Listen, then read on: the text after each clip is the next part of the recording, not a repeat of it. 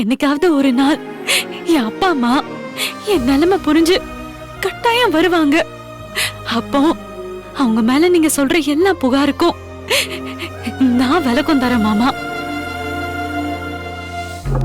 இத பாரு, இதுக்கப்புறம் உன் அப்பா அம்மா வந்து பேசினாலும் இட்ஸ் டூ லேட். அவங்களுக்கு கொடுக்க வேண்டிய மரியாதைய ஒரு தடவை இல்ல 2 தடவை கொடுத்தாச்சு. அவங்களுக்கு அந்த மரியாதைய காப்பாத்திக்க தெரியல. நான் இப்போ ஒரு முடிவுக்கு வந்துட்டேன்.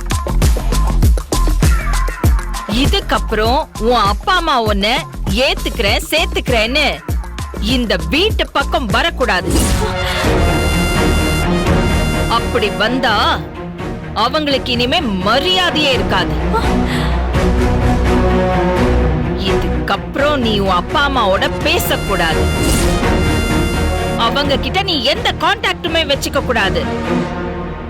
அப்படி ஏதாவது தெரிஞ்சதுன்னா உண்டு இல்லைன்னு பண்ணிடுவேன்.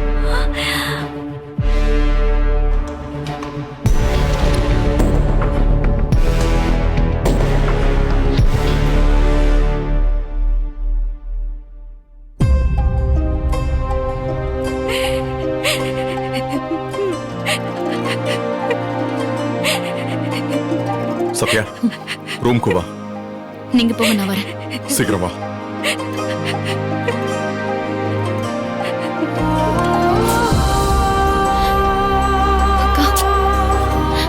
தேவி வா, வான்னு சொல்றல. மாமா,